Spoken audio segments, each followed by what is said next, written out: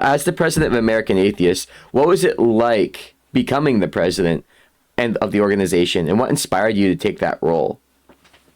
Yeah, I mean, I've been working on this issue for basically my entire career. I think I got started. The thing that really got me into advocacy in the first place was, coming to terms with the fact that the religious right, what we would now probably call the Christian nationalist movement, had a ton of power. The first time I was able to vote in an election, Yeah. in 2004, recognizing at the time, the Bush administration's sort of intentional use of religion as a way to drive a wedge between people, to put people's civil rights on the ballot, and looking around and noticing that the issues that I cared most about, whether it was public education, whether it was LGBTQ rights, whether it was abortion access, the environment, I mean, just the list sort of goes on and on.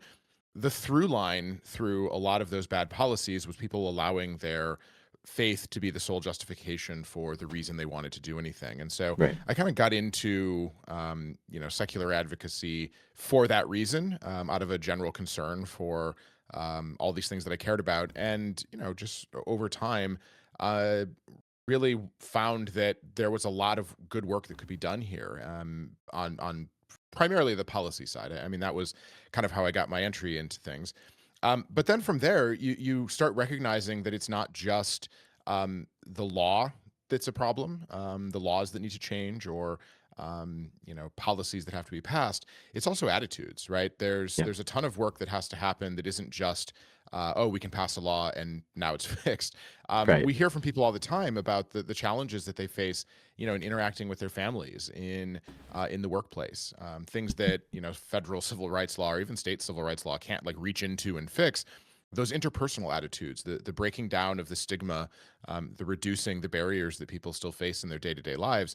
There's a lot of work that remains to be done on that front, and being a part of setting a positive vision for what it means to be an atheist in America, setting a positive vision for what it looks like to live in a pluralistic community where Right. everybody's dignity is respected. I mean, that is the sort of thing that, those of us that work on this, that do this work, that work in this area, I think that's one of the things that really keeps us going in the morning, gets us up, Yeah. is fighting for that. Not just, oh, can we pass a law, but what are some things we can do to make things just a bit easier for the next group of people that have to kind of walk down this path.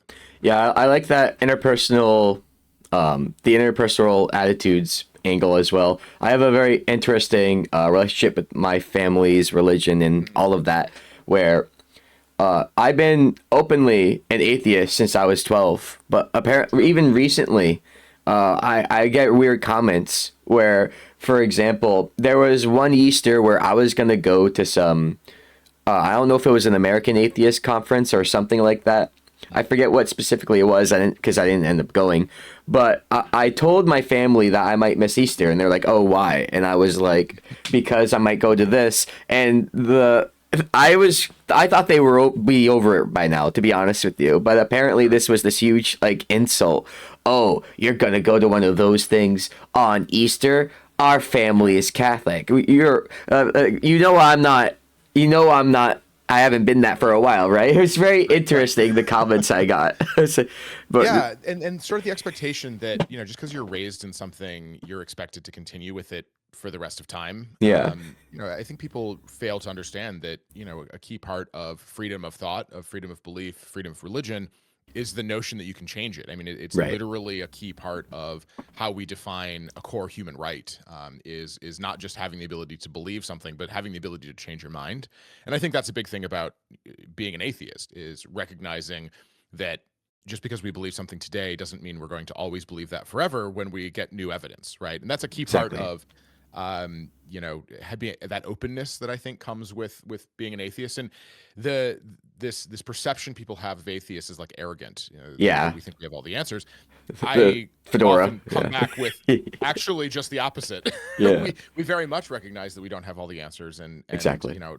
that's a key, that is like the defining feature of being an atheist beyond I don't believe in God, is recognizing the limits of my own knowledge, recognizing the limits of what we know, and having a system to try to figure out better answers to things, figure out what the facts are. I mean, that's something we all should strive for. And I worry often about, the way that especially, evangelicals or, really fundamentalist religions, there is no sort of quest for more knowledge there. It's well, all Exactly. the answers are in this book, I There's don't a need quest for anything else. conformity. Yeah, That's what yeah, they value. exactly. It's like Yeah. it's like they think that they own you in a way. If Hmm. if they're all one religion and then you divert from that, it's a huge problem. Yeah, yeah. You're not allowed to question it for whatever reason. I guess because it makes things more comfortable if everyone Makes agrees them the look same bad. thing. Well, Yeah. yeah, that, and there's also like they expect. It's like you can't disagree with them about that and Right. still be chill. I don't know. It's very Yeah. weird Yeah. for me. Yeah, it's a Uh, lack of commitment to pluralism, to yeah, that kind of live and let live vision. I mean, people fail to understand, and I think this is one of the reasons that a lot of people are really hostile, especially again, white evangelicals, the Christian nationalist movement. They're really hostile to atheists because they don't understand that we like genuinely believe that they have a right to believe whatever kind of silly thing that they want to believe, yeah, as long as they leave us alone. They because they're a core part of their ideology is that use of force to conform, to make people conform to something. They can't come to grips with the idea that we're not trying to do the same thing, yeah. that we wouldn't be, we're not like actively trying to extinguish their religion from the earth or something, or that we would crush dissent under our heels, because that's not who we are, right? It's very different from their worldview, and they genuinely don't understand it. They Right. genuinely don't. So, talk to me a little bit as the president of American Atheists about what you do to support local affiliates of Yeah. American Atheists. How many are there, and like how do they vary between the organizations on like their content, their makeup, what they do? Yeah. Yeah. So American Atheist has more than 200 affiliates all across the country. And I think the thing that is really special about that number and about the way that those groups are organized is they're as diverse as the people they represent. We always say that there's no how-to manual to be an atheist. A Right. lot of atheists share common beliefs, share common values, but there's a lot of individuality in there, and there's a lot of difference between the atheist experience and what it's like to be an atheist in a place like, say, I live in Philadelphia. What it's like to be an atheist in Philadelphia versus what it's like to be an atheist in a place like Montgomery, Alabama, and then what it's like to be an atheist in rural Arkansas or in rural Wyoming, right? Yeah. There's a huge difference between those experiences. And so our affiliates, what we encourage them to do is let us know what resources they need to best serve the needs of the people that are their members. It's not for us to say you need to be doing X, Y, and Z every single week. This is exactly the programming we want you to do this week. Here's exactly how you do it correctly. There isn't a one size fits all, and we try not to be top down, telling people exactly how to organize their groups. What we try to do is give people some best practices. Say, here are things that have worked for other organizations, other groups that are kind of similarly situated to you. Here's some programming that works for people that are coming to us with the same expressed needs. Here are some ways to make your events and your group and your meetings and everything that you do a little bit more inclusive for folks. Right. Here's some ideas for programming that you may not have considered that folks have found a lot of good luck with, or that have really grown the community in a way that reflects the full diversity of the people that are living in their area. And so we organize that around what we call our ACEs, ACES, activism, community, education, and service. Right. And so what we found is that groups that do a little bit of all of those things, you don't have to, it's not a quota system. You don't have to do, exactly 25% of each. But these are things that people, by and large, it scratches an itch that people have within a community, any type of community, whether it's an atheist community or your local knitting circle or whatever it might be. Yeah. Those are like core human things that people like to do together. They want to have fun. They want to change the world around them. They want to feel safe and supported and included as part of a vibrant community. They want to better themselves, and they want to have a place to lean on if something goes really, really wrong in their life. And so all that programming is aimed at those things, at improving the world around us, improving ourselves internally, improving the community that we're a part of, and just like building something better. And so that type of work that we do focuses around supporting groups doing each of those kind of four pillars of work. And I think that's a key part of it is being a supporting role. Our role is not to be directive, it's to be supporting. So whether that's leadership training, whether that's providing legal support when something goes awry in the community, which it often does, Yeah. where a local government is trying to discriminate. Whether it's coordinating things like lobbying, helping folks engage more fully with their elected officials at the state level, Right. those are all things that American Atheists can help with, and providing connection to other national groups, whether that's within the secular space or whether that's other civil rights organizations. I think that's our role is to fill the gaps that are really difficult for a volunteer-led, volunteer-run organization where the leaders of these groups are often working 1-2 jobs, putting in Yeah. 40-60 hours a week. Our parents have a family, have kids that they're also taking care of and looking after, and then in their spare time, quote unquote, are doing all this extra work to make sure that they have a place to go, and recognizing, for example, that the church has a couple 100-year head start Yeah. on Unfortunately. building groups and the infrastructure, and we don't lose out, or we don't leave behind the need for many of those community support structures when we leave churches, or if we're not raised in a church in the first place.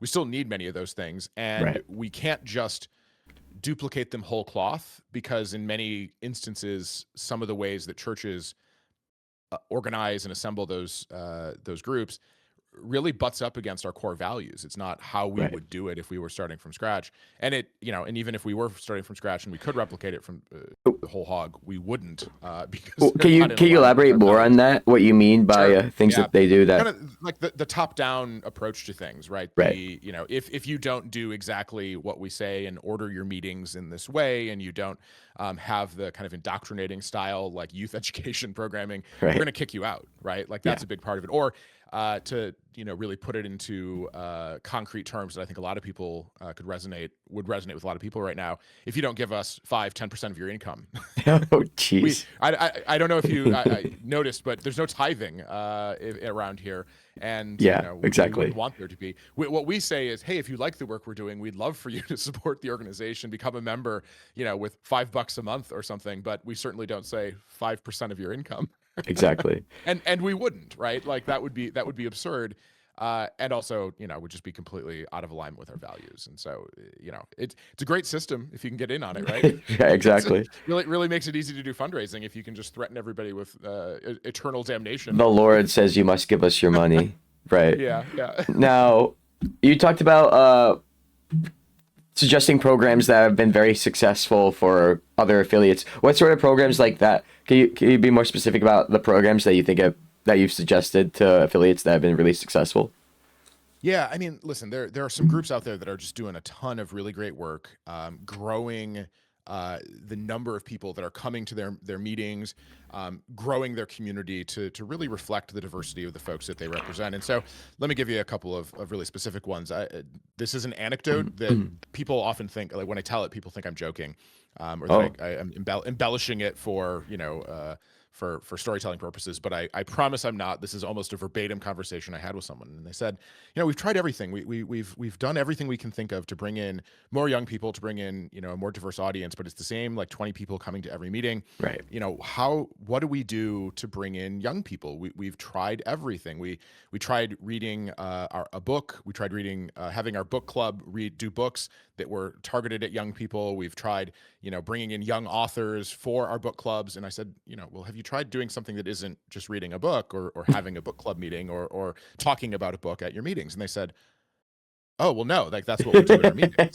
Yeah. And I said, okay, well, have you considered maybe doing like a service project where, you go out and you maybe clean a park? Or have you considered going and having kind of a hiking get together where you just go to the park and you're just getting together, you're having coffee, and you do a lap around the park, and everybody chit chats, and then you maybe have a breakfast, and people bring, some little muffins or something. Like, have you tried that? Have you had, do you have childcare at your meetings? Right. Do you do extra things beyond just having a book club? And it was like it was almost like I had said something that they had just literally never considered, because they were Right. stuck in a mindset of, well, what our group is it gets together once a month to discuss a book. Exactly. And if that's all you want, I mean, that's fine. Like, there are book clubs that exist. Like Yeah. that's fine. If that's what you want, okay.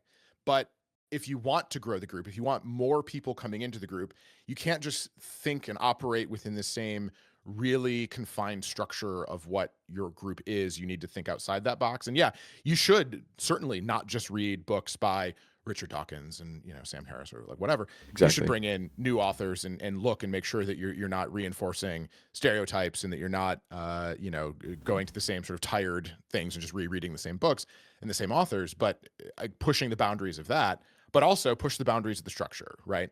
Another great example is, so we have a really hard time attracting young families to our meetings. Right. We do our meetings at different times of the week. We do different programming, and I said, okay, well, where do you meet? And they said, well, we meet at such and such bar and restaurant. I said, well, maybe some people don't want to come to that because they don't want to bring their 7-year-old kid to a bar. Exactly. And they were like, oh, that's a good point. And this isn't, by the way, I don't want to pretend that this is a problem that's unique to atheist and humanist groups. Of course. I attended a interfaith, multi-faith event for LGBTQ leaders, and we were talking about the group was hosting an event for Trans Day of Remembrance, and they said, it's really interesting. We have this really great event, and it goes really well, but we want it to be interfaith and multi-faith. We have a really hard time getting some people to come, and they want to come, or they said they want these events, and then just people don't show up. And I said, where do you host it? Where is this event hosted? And they said, well, we very generously, a local affirming church said that they would host the event, and it's in their space. And I said, well, that's great. I'm so glad. One thing you may want to consider is that for trans people in particular, the They might stats not are want about to. half of trans people are not just non-religious, they're atheists. Yeah. Even more are non-religious. And you're dealing with, and you have to grapple with the fact that a lot of LGBTQ people have just a ton of spiritual trauma where they were members of a religious community that explicitly said, you are not welcome here because of who you are, because of who you love. You are Right. broken. They use just the most dehumanizing, horrible language targeting LGBTQ people. And so those folks turn around and they say, I don't want to go to a church. I don't care how affirming it is. Exactly. It's a place of trauma. And I understand, and I as an organizer, as somebody who's done this at the local level for a long time, I really understand the appeal of space that's offered for free. Like, that's great. It's one of the biggest expenses you have, right? And Exactly. but at the same time, is there a place that's maybe it's $100 and it's a local community center, or you can maybe have the conversation with a local community center, like, hey, we want to do this event. We think it's in alignment with your values. Would you be willing to host us for free or donate the space for this one event? And a lot of them will say yes. And so it's not just, the programming that you put on, sort of narrowly defined. It's not just the broader, how do you conceive of your group? It's also, where are you meeting? It's what times of the day are you meeting? It's what days of the week are you meeting? It's the services that you provide at those meetings. Do you have food? Do you have childcare? Do you have a place for young people to go? Do you have sort of parallel programming for teenagers, for tweens, right? Yeah. And if you want to bring in families with children, you want to bring in a diverse cross-section of the community that you represent, you have to think about all of those things. And again, I don't want to pretend it's easy, but that's what we exist for, is to provide some of that kind of guidance, that learned experience over the course of, hundreds of groups that we've worked with across decades of time. We can collectively say, okay, you don't have to reinvent the wheel each time. Here are some things that have worked. Here's a way to, for a very low cost, low investment of time and money, to make the group more accessible, to bring in more people, so more people can have the experience of being a member and being a part of one of our communities. Because, and this is the key, we don't just do this because it's like good vibes to have a great community. It also really makes a difference in people's lives. We did a survey now about 8 years ago where it was called the U.S. Secular Survey. We surveyed about 35,000 people. And what we found is that belonging to a local atheist secular community, belonging to any community, profoundly reduced the incidence of loneliness, of the screens for depression that people experienced when they were stigmatized, when they were ostracized by their family, or when they were Yeah. confronted with anti-atheist discrimination in the workplace or in education. Belonging to a community had just profoundly positive effects on people's lives. And so Yeah. the more we can make that belonging, that sense of belonging, the reality of that happen, the better off people are. And so that's why we really focus in on what can we do for our affiliate level organizations, and what can we do for our members at the grassroots. Awesome. Yeah, thank you for all of that.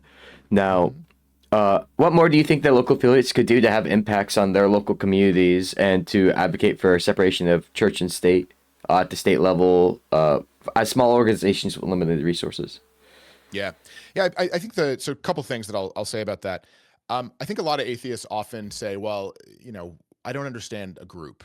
I don't understand what do you guys do, right? Do you Yeah. just sit around agreeing with each other that God doesn't exist?" That sounds pretty boring to me, and I would agree that does sound pretty boring. And so the answer is, no, we don't do that. People don't join these things for the abstraction. Usually, they join them because there are potlucks, because there are things that they can do Right. that make their life a little bit better.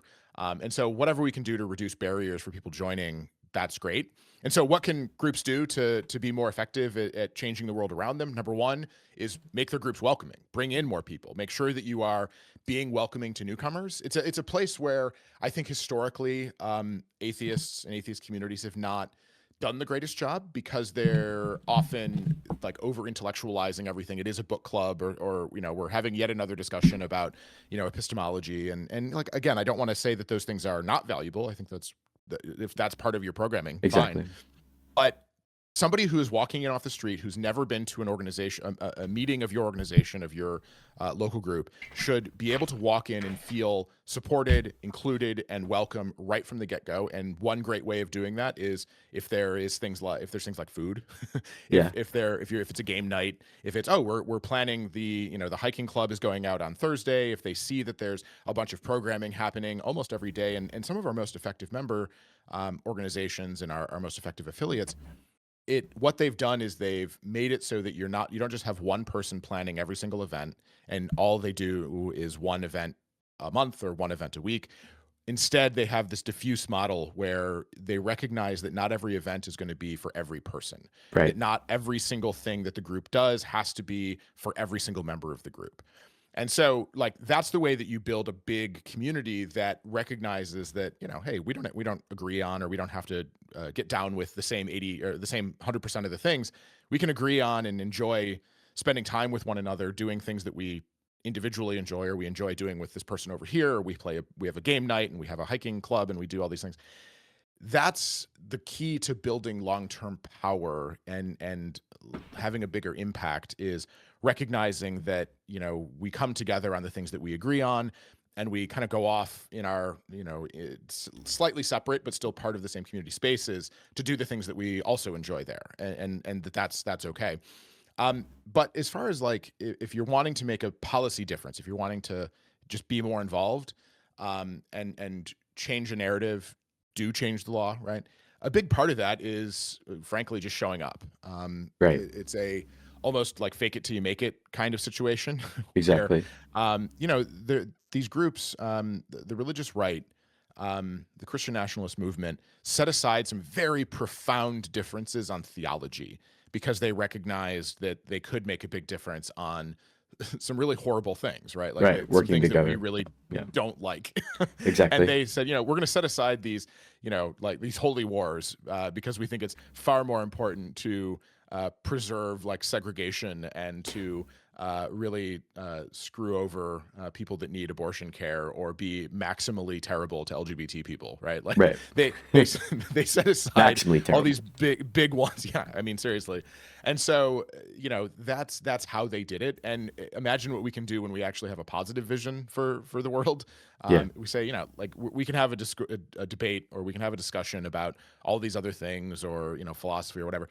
What we're going to do right now is go clean up a park, and then we'll talk about that stuff later. And what Yeah. we're going to do today is we're all going to go to a school board meeting, and we're going to get up and talk about how it's important that our kids have access to books that challenge them and that are, maybe ones that they haven't seen before, and that some weirdo busybody Christian nationalist in the community doesn't have a veto over whether or not my kids can read a book that highlights the experience of Black Americans living in the South, right? Right. Like, that's something that you can do tomorrow that makes a huge difference, because you look at some of the figures on this, those book bans that were all in vogue the last few years because of groups like Moms for Liberty. News outlets, I think the Washington Post, I think it was, did an analysis, and they found that like half, 70%, I mean, there's this huge number of the book bans like nationwide were from like 20 people. That's insane. Which is like, they're just sitting around writing letters, like griping to people. And because the squeaky wheel gets the grease, people don't want conflict. A lot of these, school board members are themselves overworked, and they do it as a volunteer, and they do it because they care about kids. And so they're just like, I don't want to deal with this. All right, fine. I'm going to take this book out. Right. Like, Yeah.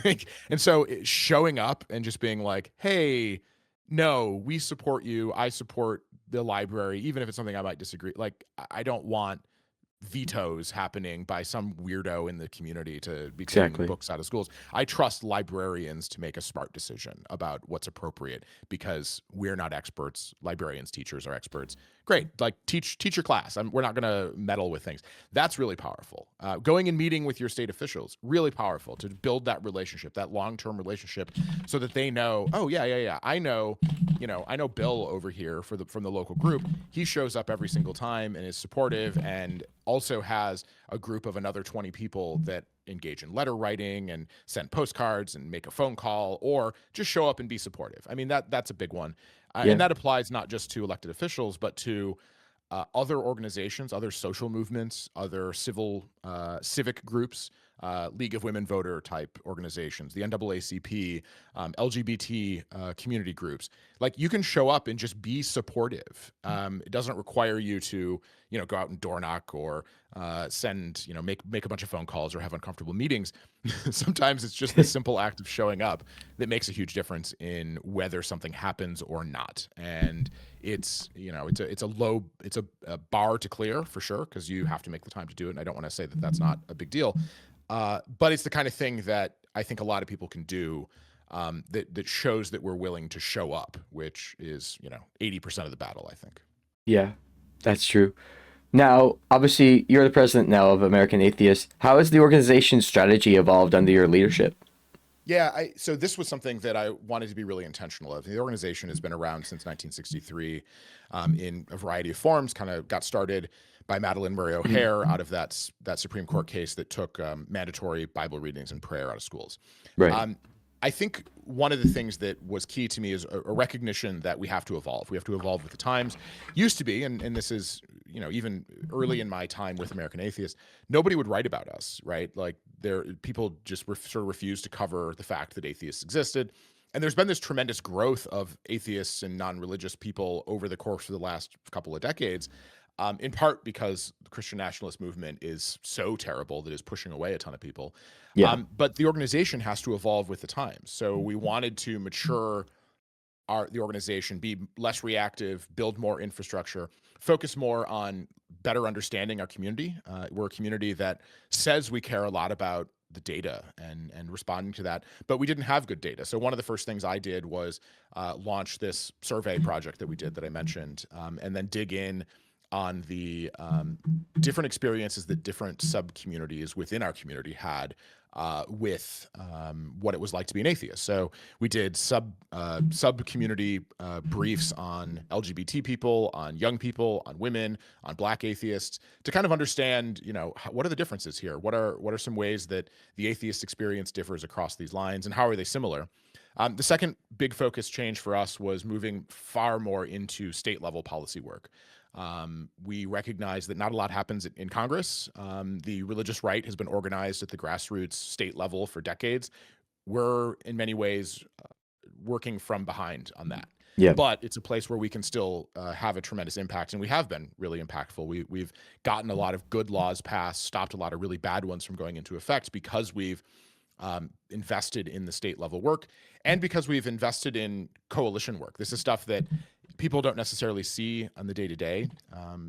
We don't put out a press release talking about, how we met with a potential partner, but it's the sort of thing that takes a long time to do and develop those relationships, so people realize and come to the realization and the understanding that you can be counted on as a valuable, trusted partner in work, that you're going to show up and work collaboratively to get stuff done. And so that's, not just within the atheist community. We've our relationships with groups like, the American Humanist Association and Freedom from Religion Foundation have never been stronger. But Yeah. that's also interfaith partners, whether it's groups that are representing and helping protect the rights of minority religious communities, whether that's groups that are standing up against the threat of white Christian nationalism from within the Christian community, whether that's repro groups, so Planned Parenthood or Pro-Choice America, whether it's LGBT groups, voting rights, public education. I mean, there are all these issues that people in our community really care about, and we want to be able to plug them in and have them get connected to the groups that have expertise and really can make a big difference on that one issue. We really want to be a clearinghouse for getting our community more involved because, number one, it breaks down the barriers and the stigma and promotes the understanding of the fact that atheists are, hyper engaged. We really, really care about making the world a better place, but we've got to know where to go, right? A lot of folks tell us that their biggest struggle is they don't know how to make an impact. They don't know how to make a difference. They don't know where to go first. And so Yeah. if we can ease that transition to help them like get in and get involved, that's great. But we want to make it so that folks are we're elevating the stories of people within the community. It's not just about me. My experience as an atheist is different from a lot of people. It's very similar to, I think, a lot of people in my generation. I'm a millennial. I kind of grew up in the rural Midwest. There's a lot of people just like me that were not raised in a particularly religious household, that didn't have sort of a traumatic experience leaving religion. I was never particularly religious. My parents aren't particularly religious. I can count on one hand the number of times I've been to church, like to go to church. And I think American Atheists has to speak to, and people have to see themselves represented within the organization. So they need to see that experience is represented.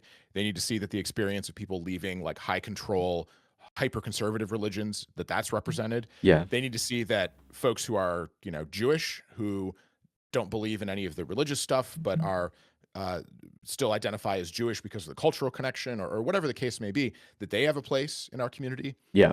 And so like that was a big kind of culture change within the organization that I really wanted to make sure was front and center of like elevating all of those different stories, not just me as the president, but Yeah. who is the best person to speak on a particular topic. The answer is not always the president. Sometimes it's me elevating the stories and perspectives of other folks. Nice. Thank you for all of that. Now, as you probably know, the Department of Justice recently created a task force to eradicate anti-Christian bias, and they're effectively targeting the nearly 30% of Americans who identify as non-religious. Yeah. How do you respond to the framing that they use that protecting atheists is somehow anti-Christian? Yeah, I mean, there's a lot of scare quotes and sort of the quote unquote anti-Christian bias, to quote unquote protect Christians' rights. And all Yeah, of these things. right. Because the rights are so under threat right now. Yeah. Oh my God. Yeah. It's so difficult to be a Christian in America today. Yeah. So a couple things here. The premise is the answer, right? The task force was supposedly created for protecting religious freedom, but it erases the freedoms of, as you said, 30% of Americans. That's not religious freedom. That's about Christian privilege. And we got to be just like crystal clear about the people who are behind this are the same people who were behind, Project 2025, the same people who were behind the Christian nationalist movement writ large. And you can trace a through line from today, back 20 years ago, to back 40 years ago, to the moral majority, back to segregation academies. And I joke with people that I feel like that, that Always Sunny in Philadelphia meme where I'm standing in front of, a pin board with photos pinned to it in red string, being like, look at how it's all connected. But in this case, it actually is. Yeah. I think there's a recognition that from the majority of Americans, certainly from atheists, certainly from religious minorities in America. And I think, again, from an overwhelming majority of Americans, I think it's crucial to point out that the agenda of this task force of the Project 2025 backers of the Christian nationalist movement, their agenda is profoundly unpopular. People, when Yeah. they hear about it, they're just like, well, this sucks. This is terrible. Exactly. And so, like, any of these projects that pretend that Christians are under siege in America is just completely made up. It's not about religious freedom, it's about religious privilege. The First Amendment protects our right to not have a religion just as much as it protects everybody else's right to have a religion. Anyone Yeah. who tells you any the other ways is lying to you, trying to scam you, or is, grossly misinformed. The anti-Christian framing of so much of their narrative here is entirely a rhetorical move. They are hell-bent on claiming that the protecting of people's civil rights is somehow a threat to Christianity. Yeah. And what I would say to that, and I think what a lot of my Christian friends who work in this space would say as well, is if your Christian identity, if your Christianity is threatened by ensuring that a gay person can get served at a restaurant, or if your Christian faith is threatened by me getting married to my partner, your Christianity really is pretty weak. Exactly. And kind of sucks. Yeah. And like, sorry about that, but we live in a society. It was Antonin Scalia. I'm not one to like randomly approvingly quote Antonin Scalia all the time, but in his Employment Division versus Smith case, which is a foundation of American law as it relates to religious freedom and generally applicable laws, he said, if we allow people to be excused from obeying the law because of their religious beliefs, then every man becomes a law unto himself. Exactly. And what we like, you don't exempt people from the speed limit because they have a sincerely held religious belief that they should be able to go 10 miles an hour faster. That God wants them to go as fast as possible. Got to get to church right now, like, right? Yeah. Like that's not how we do it. Yep. Any more than we allow people to discriminate in public services, whether it's at a restaurant or a hotel or anything, or in employment, because they believe that, the races should be kept separate, or that a woman's place is in the home, or that someone dressing in quote unquote the wrong clothes is an abomination. Right. We don't create those exemptions for things like this. Is a settled argument from, the civil rights era from 60 years ago. Yeah. We settled this argument as to whether or not you could exclude people on the basis of race because of your religion. And the answer was no. And we shouldn't be allowing people to exclude others based on other protected characteristics, including LGBTQ status, including other religions, across a wide range of things, simply because of religious belief. And that's more or less what the game is here. That's what they're trying to do, is to redefine pluralism and acknowledgement of, like, when you choose to enter the public space, you have to serve everybody. They want to define that as anti-Christian because they want to create almost like a parallel structure where Christians are privileged above everyone else. Right. And by the way, it's not just Christians, it's a particular type of Christians. You notice that the sorts of things that they quote unquote protect are the things that only reactionary, hyper-conservative evangelicals care about. Right. Which is what they care about at the end of the day. Yeah. Right. And so that kind of gives away the game as well. That those are the things that they're going out of their way to protect: the anti-LGBT, anti-abortion, anti-woman, racist stuff. That's what they're trying to do. This report, the people that it cites are like, the Heritage Foundation, First Liberty, Alliance Defending Freedom. Gee, I wonder why they seem to think Christians are under attack. Well, it's because they have spent their entire organization's history, doing their best to raise tens of millions of dollars from people that feel their privilege slipping away. And that's a really important narrative for them. And to sort of follow the special interest money for some of this.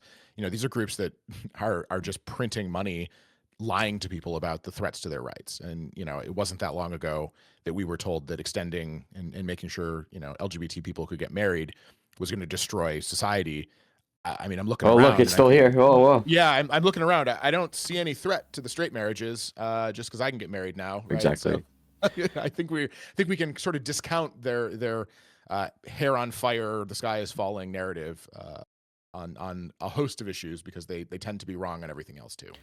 Yeah, I don't know where the quote's from, but for the people who have lived their whole lives basically on top with all the privilege and power, the loss of absolute power is always perceived to be persecution.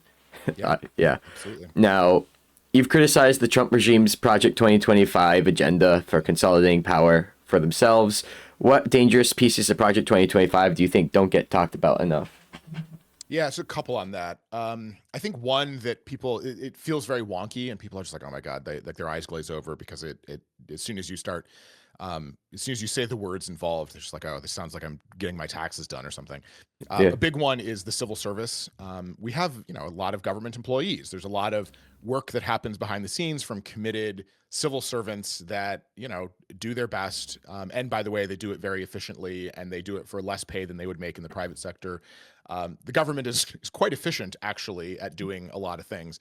So a big one is it's called the Schedule F reclassification, Yeah. where they're essentially reclassing all these people that are civil servants as political appointees, making it easier to fire people who are nonpartisan, people that care just about government working well, Yeah. and replacing them with regime loyalists.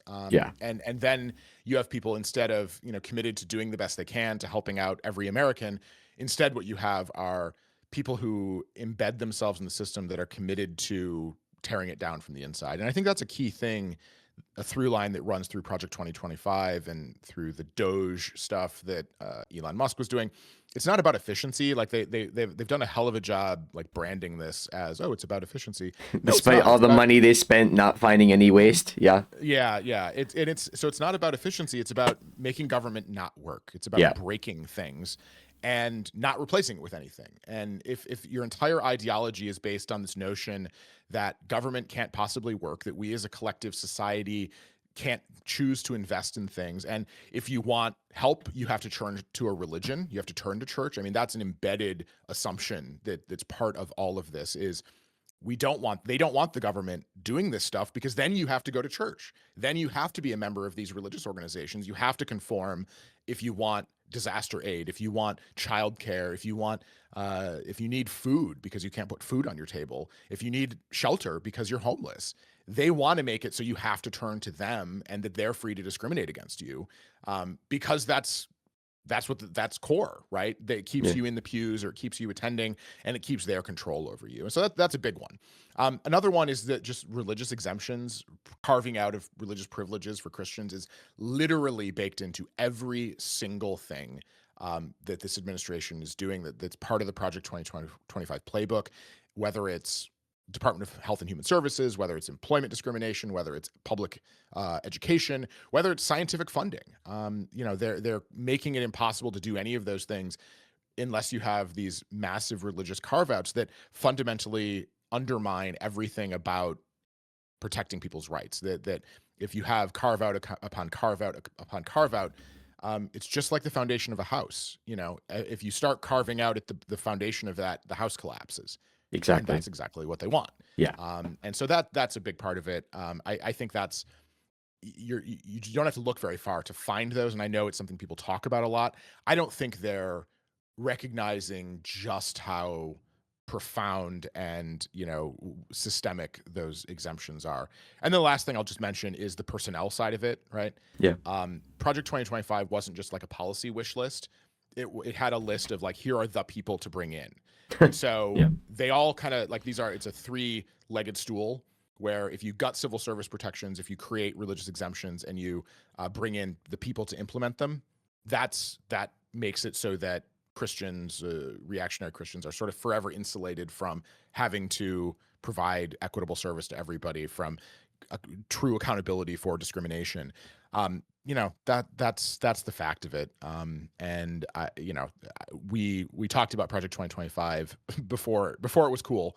And it's one of those where we hate to say I told you so, but at the same time, we told you so. Exactly. That this was going to happen, and boy has it. So how do you make the case for atheist civil rights to audiences or to Americans who don't identify as atheists themselves?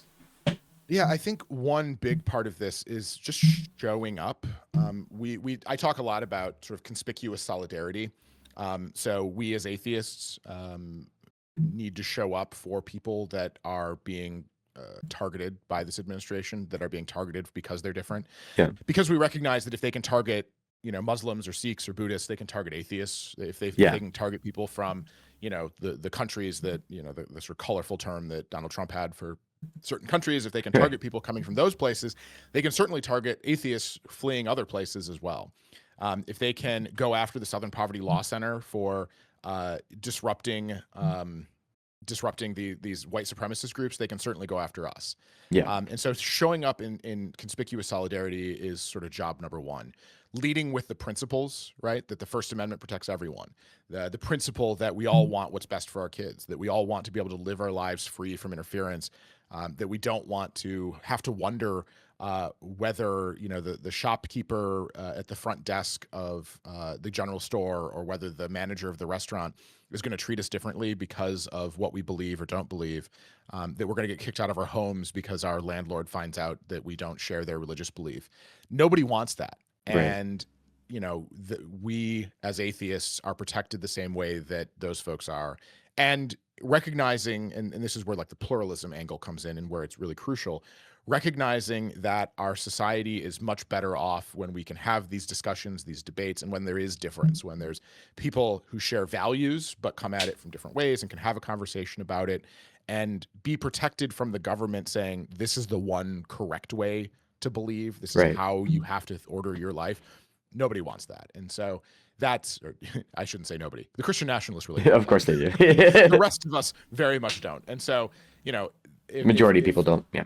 Yeah. And so if we have a regime that allows teachers and, the again, vanishingly small minority of teachers like the Coach Kennedy guy, a system that allows those people to coercively pray and lead our kids in prayer and almost make their participation in sports contingent on whether they share the beliefs of their coach. Right. The same regime that allows that for an atheist kid allows it for somebody who's a Methodist instead of a Protestant, evangelical, allows it to discriminate against a Catholic kid instead of a fundamentalist, Southern Baptist, right? That's the how we have to show that from a legal perspective. But on the interpersonal side, I mean, that's a big part of it. Telling the stories. People aren't moved by statistics. They're moved by by stories. Yeah. stories and how we share how these experiences affect us, because they can see themselves reflected in that. And so demonstrating to people that this is all part of the same fight. This is all part of the same struggle. And that it's not Christians against atheists, religious against atheists. It's divisive, exclusionary, white Christian nationalism against pluralistic, democratic, small d democratic commitment to living together in a society. And that's, I mean, that puts, I think, a really sharp point on it that resonates with people. Awesome. Now, you've expressed frustration with journalists that give disproportionate coverage to religious voices, while atheist community work goes largely unreported. In fact, I personally experienced this. So I put in some opinion pieces, even like controversial, like I was criticizing public people or organizations, and I sent these to the Bristol Phoenix and got published.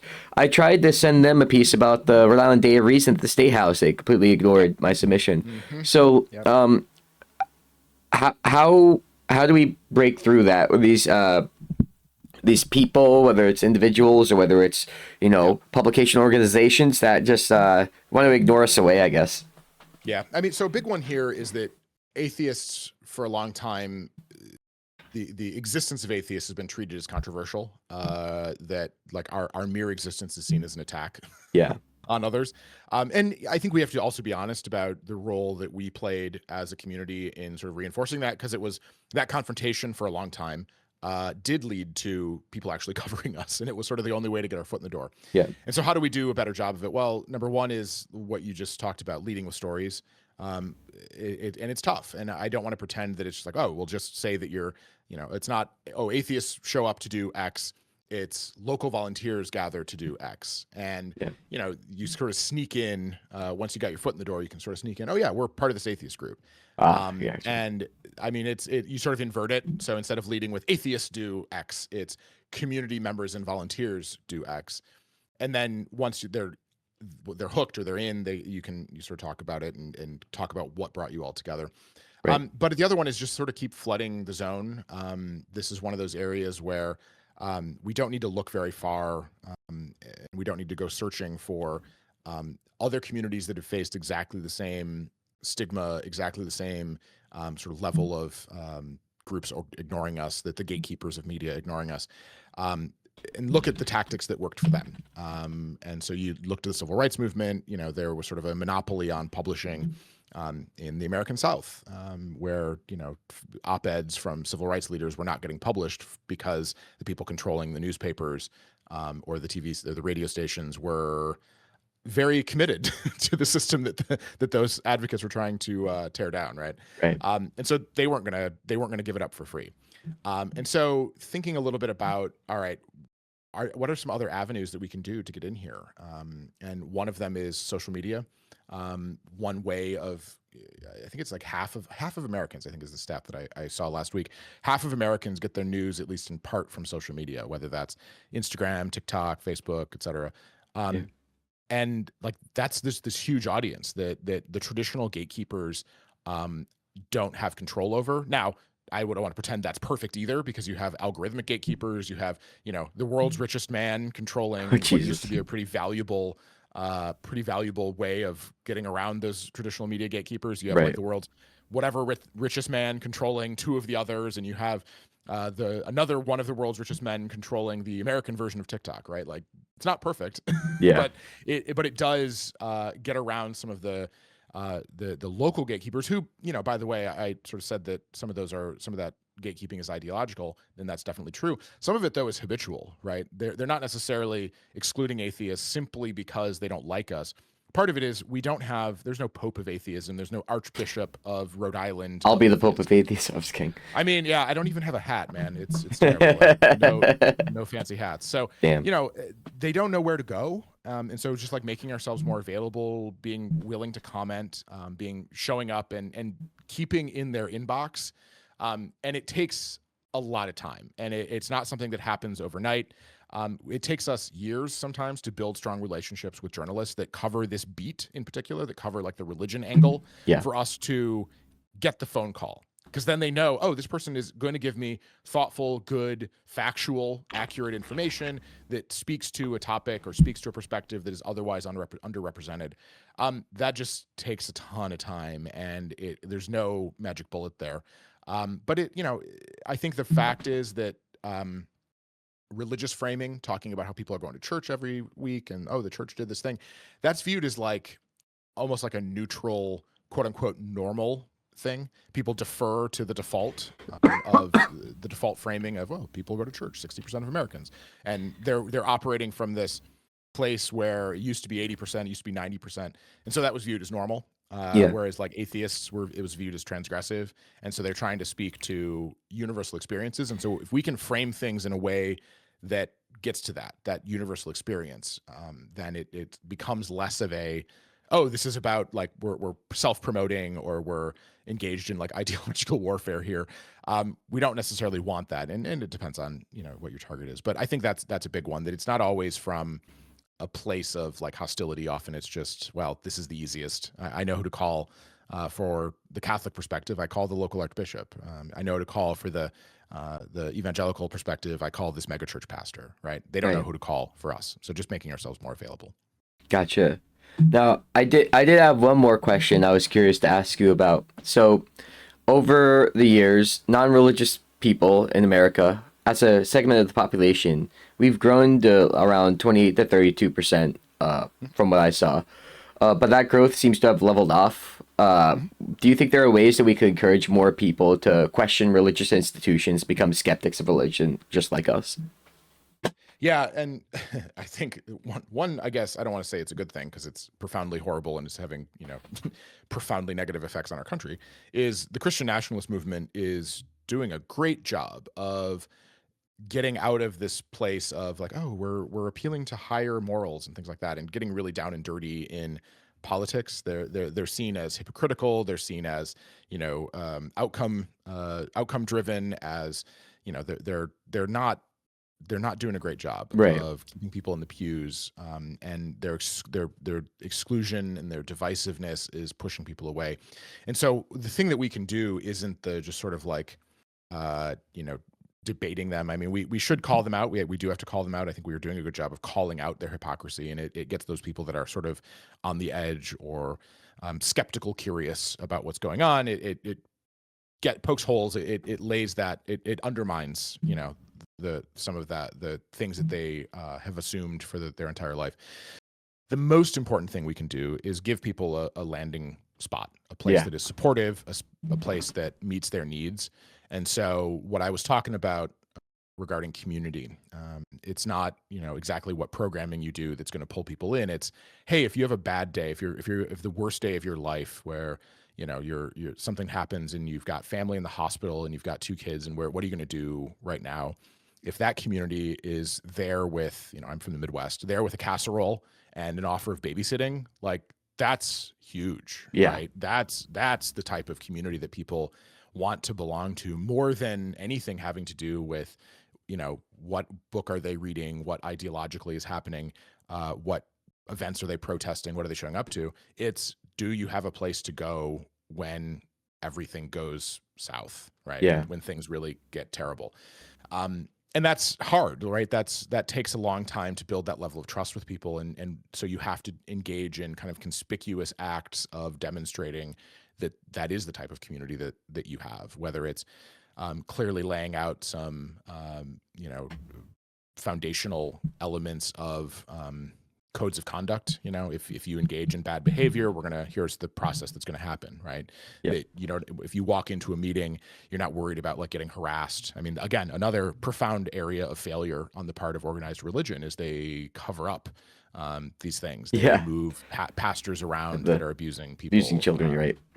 They, you know, I mean, there's examples where, you know, women get kicked out for coming to their religious leaders after if they found out their husband was, you know, cheating on them, or their husband was abusing them, and they turn it around and blame the woman, right?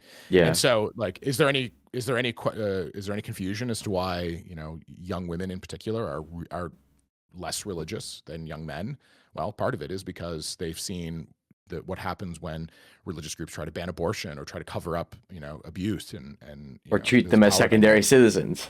And so, you know, standing up for our values, being unapologetic about our values, recognizing that, you know, yes, the dictionary definition of atheist is somebody who lacks belief in God, and that's it. But we have values. Part of being a community is that you have shared values, and, you know, you don't have to take a position on every single thing. And if there are disagreements, you can have different groups that emphasize different things. But boy, you know, hey, treat people with decency and humanity, and don't, like, not every element of everyone's existence is up for debate at every moment of the day. I wouldn't want to belong to a group where, you know, somebody like at every event, you know, is like, hey, debate me about, you know, trans people, or debate me about abortion, or debate me about that. Like, sometimes I want to just like clean a park, or I want to go hiking, or I want to, you know, play board games, right? And so having clear expectations where people feel safe, supported, and you know, affirmed is a big part of it, and something that historically we've not done the best job of, because people are like, people look at that and go, well, that's, you know, that's not reason. That's, you know, that's all this touchy-feely stuff. I don't know about that. And so we just have to look toward how other communities have organized themselves, and the lessons that can be learned there. That's a big part of it. Is not, we don't necessarily have to do the best job, quote unquote, deconverting people. I think a lot of people are deconverting, are leaving, are really turned off. And so what can we do to pull them in? And that has great effects for that person, for our community, for our nation as a whole, if those folks are supported and valued as members of our community, and feel that respect. All right. Well, I thank you for your time. It's been a very interesting conversation. We're coming up on basically an hour here, so exactly. I would love to perfect timing release you to whatever you wanted to do with your Sunday from now. Yeah, church. I have to be at church. Oh yeah, you have to That's be at church hold in on. a half Yeah. hour. Yeah, Yeah, exactly. that's not right. No, laundry. The thing that every atheist does on Sundays with Yeah, their it's spare time laundry. is Very laundry and important. cleaning. Yeah, exactly. All Well, right. Well, it was great talking to you. Thanks so much. I'm glad we were able to do this. yeah, thank you for joining us, and I wish you all the success and obviously continuing to head the organization. Thank you. Thank you. Thank you so much. Right. Have a good good rest of day. your weekend. You Bye too. bye. Bye. All right, lovely stuff. I was actually pulling up the task force thing. This is the let me see here. This is the Trump task force to cry and play the victim for. Oh wait, I'm sorry. To eradicate anti-Christian bias and restoring religious liberty, and by that he means trample on it for people who don't share his beliefs. I mean, the beliefs of his followers. Is he really a Christian? Does he have Christian beliefs? I'm not so sure about that, to be honest with you. But Biden administration's radical effort. They have a constant need to project. No, no, you're the radical. We're radical. No, you're the radical. It's so fucking boring, dude. They have a report. Oh my god, a report. The prosecution's policies for our corruption was actually because they don't like Christians. Oh no.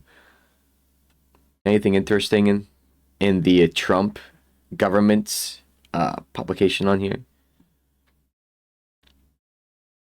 Religious discrimination against Christians, who are the majority of the population. They're so discriminated against on a regular basis. Jesus Christ. Who eats this shit up? How dumb do you have to be to eat that shit up?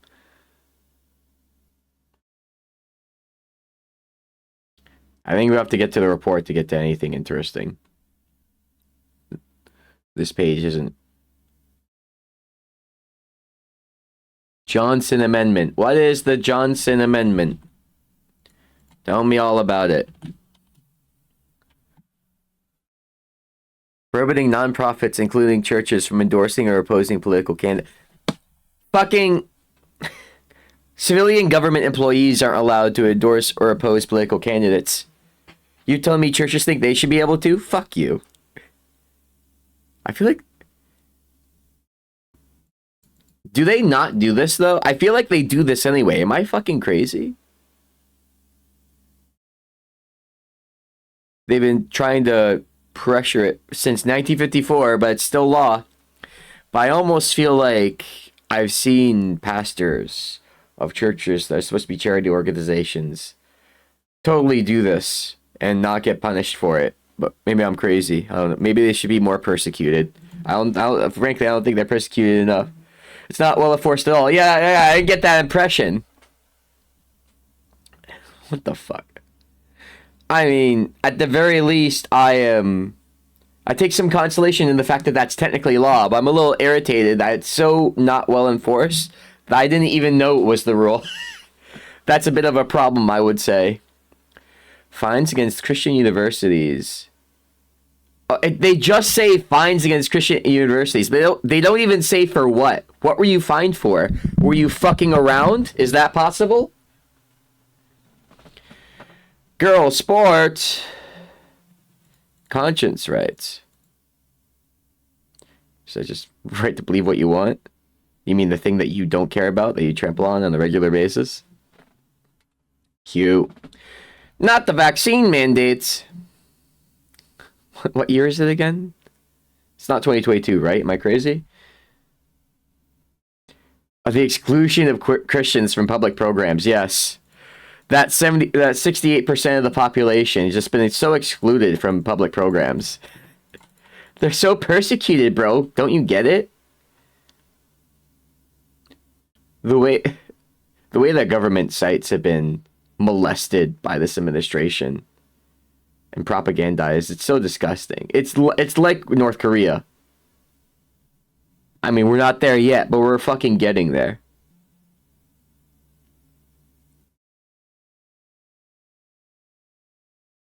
They're always vague enough to where you can't dig into it to see how ridiculous it is until you get to, like, looking up specific stories yourself, because they wouldn't put it here, because then they would make themselves look like jackasses.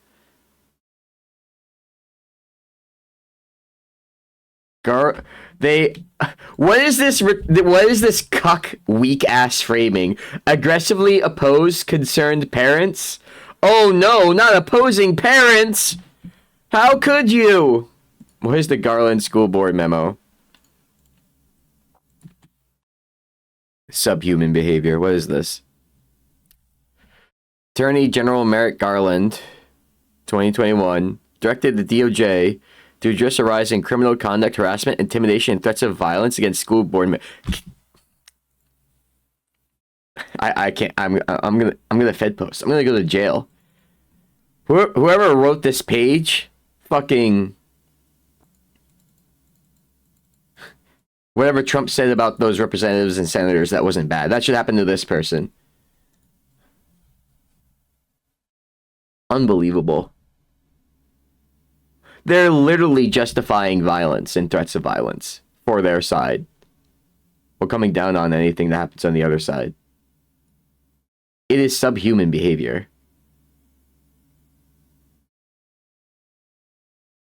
Not my gender. Boring. Oh, the page ended. I might as well read it.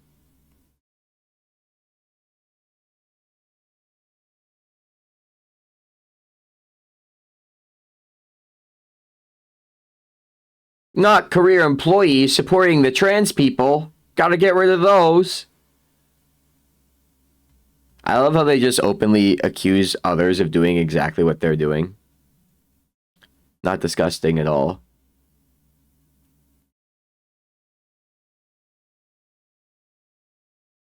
Why would they suggest that Christians cannot be victims of religious discrimination? I mean, they can be, but what they're twisting and torturing here is not that people said they couldn't be victims of religious discrimination. It's that across the board, they're the majority, so they're not going to be the recipients of most of the religious discrimination. Other faith groups are going to be.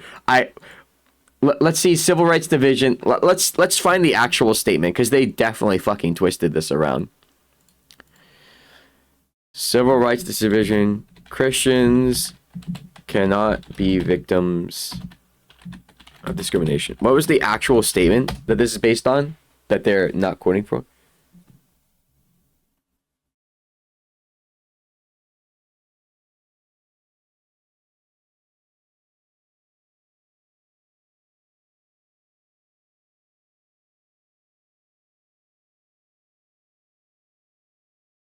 Am I going to be able to find this?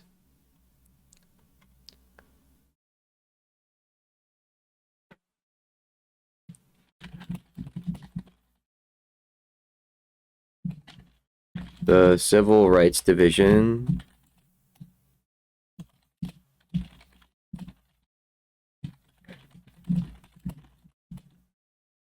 I love how Christians have an entire religion based on how they are persecuted all the time and how they're always the victim, while they make up the majority of the population and aggressively attack everyone who doesn't 100% agree with them. It's really cute setup that they have.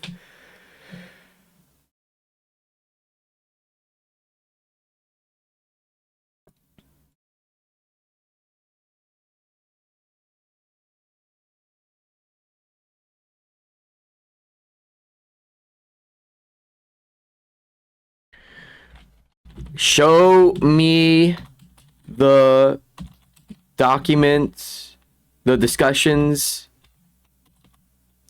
documents, and decisions they are citing to. Link me, bro.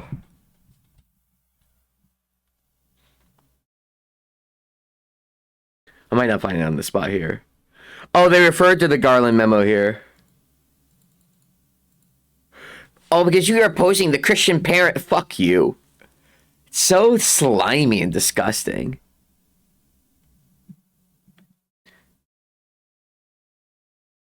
And then they refer to the Bostock v. Clayton County redefining sex-based discrimination to include gender identity. That's just true. The Richmond Field Office memo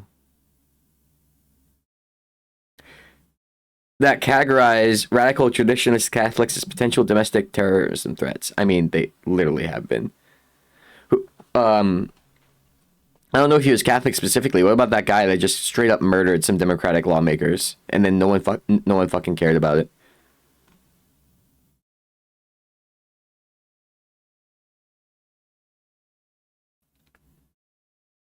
Pro-life Christians blockading abortion clinics. Base Act prosecutions. Freedom to access to clinic entrances.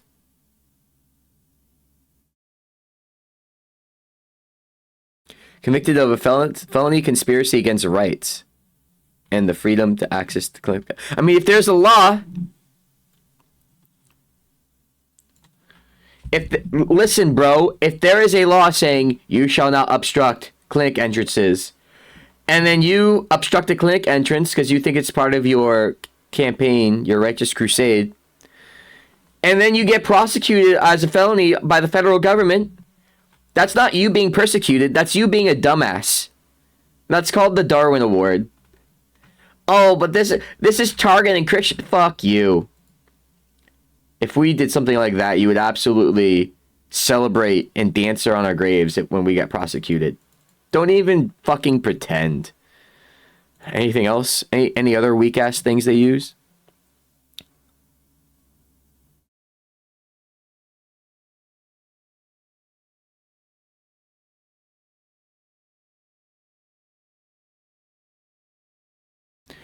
Yeah, what fines against Liberty University? Isn't Liberty University Trump's fake university, or am I thinking? Is it called Trump University?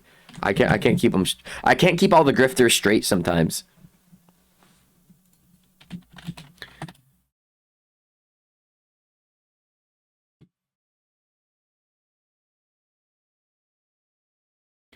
Grand Canyon University fined for deceptive practices, failing to properly disclose the full cost of programs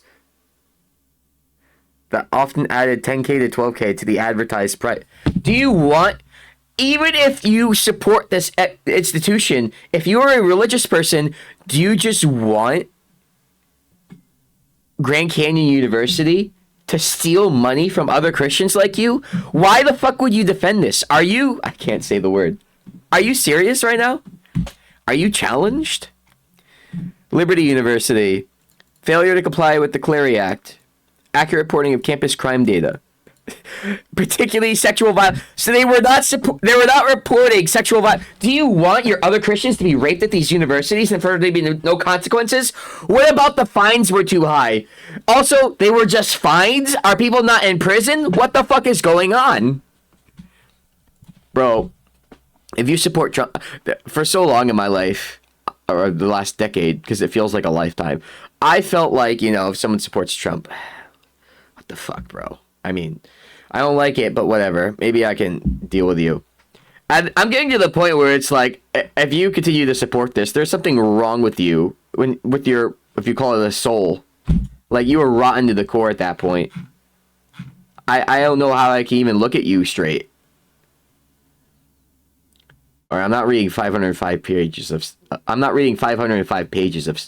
state propaganda, but oh no, not the transgender day of visibility. I'm such a persecuted Christian. How dare they persecute me by doing something positive for a community that has nothing to do with me. That makes me persecuted, guys. If I'm not the center of attention, that's persecuting me. Guys, hello. What's another random thing we can look at? What the fuck is this? Oh, the Plymouth. Oh, I remember Plymouth. What's going on here on this page?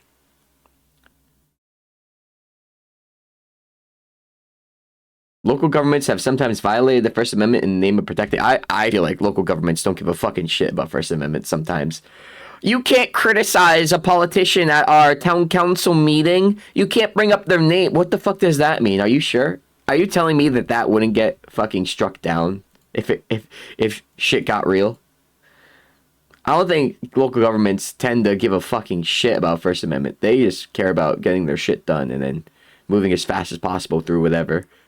That's my feeling when I see how these things work. That's my semi-informed take on that. And they should, to be clear. Okay, so they should be like, nope, you can't do that. someone should slap them around, but it'd be too much work to do it for everywhere. So it kind of just slides under. You know what I'm saying?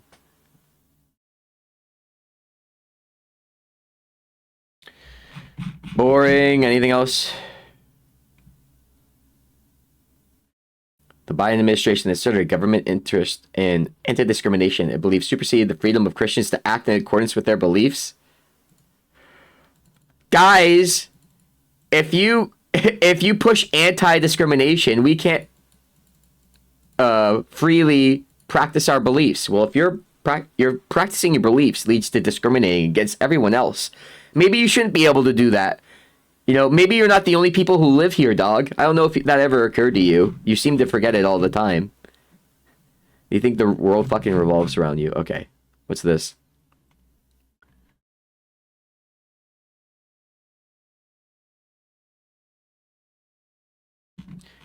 More state propaganda.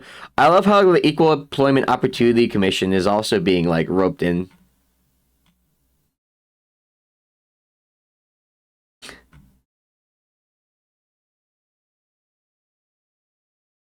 Disgusting. This is from the Free Thought Caucus, so obviously it's slanted towards me.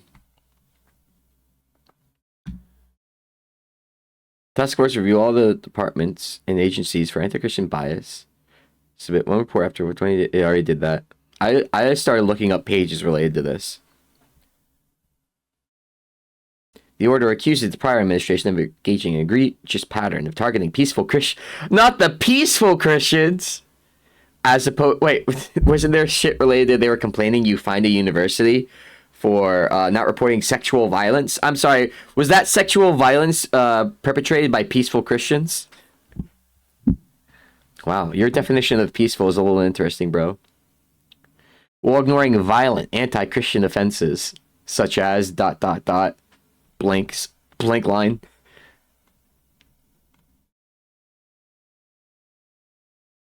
This task force aims to weaponize a distorted version of religious freedom as a license to justify bigotry and discriminate, which is literally what they did. Like, excuse me, your anti-discrimination laws are actually keeping us from practicing the way we want to practice? Well, it kind of sounds like you just want to discriminate against people, bro. God wants me to throw mud on this F-slur, guys. God wants me to tell all the gay people they're not allowed to have a job at my company. God told me to, bro. Why are you persecuting me? Why are you coming in and telling me how to run my shit? How dare you?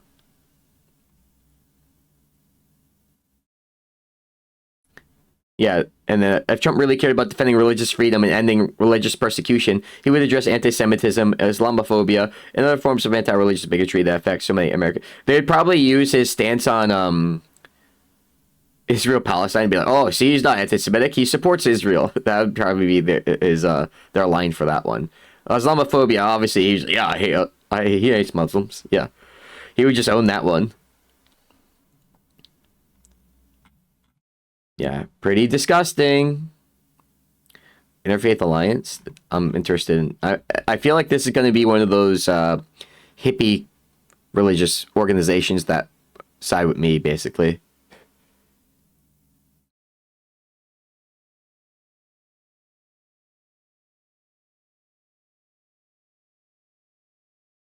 I don't know anything about this organization. That's just my assumption from like my knowledge of Interfaith Alliance people.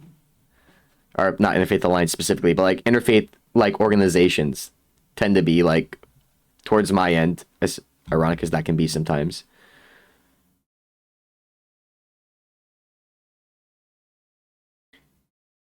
It's not believable, is it? But it's wait. Oh, this is all Trump's quote.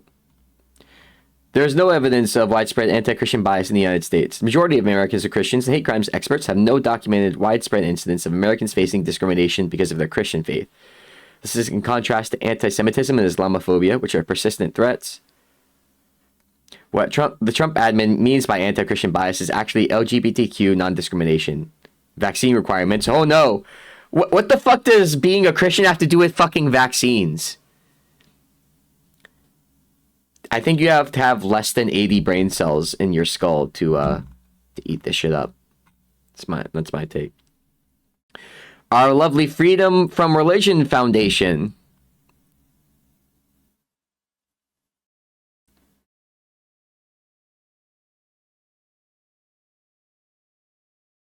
We don't need a task force to root out anti-Christian bias, but one that will finally go after those who flagrantly violate the constitutional separation between religion and government. True! James Madison rolling in his grave. Jefferson rolling in his grave. The goal is not only to aid faith-based groups in obtaining government grants, but also to influence politics in a broad range of social areas. This is a clear signal that the White House appears to favor funding faith-based programs related to adoption and foster care, and that faith-based programs that discriminate, such as LGBTQ clients, will be able to receive government grants. Such as against LGBTQ clients, excuse me. Did I say that right the first time? I feel like I misread that. I didn't read it completely right.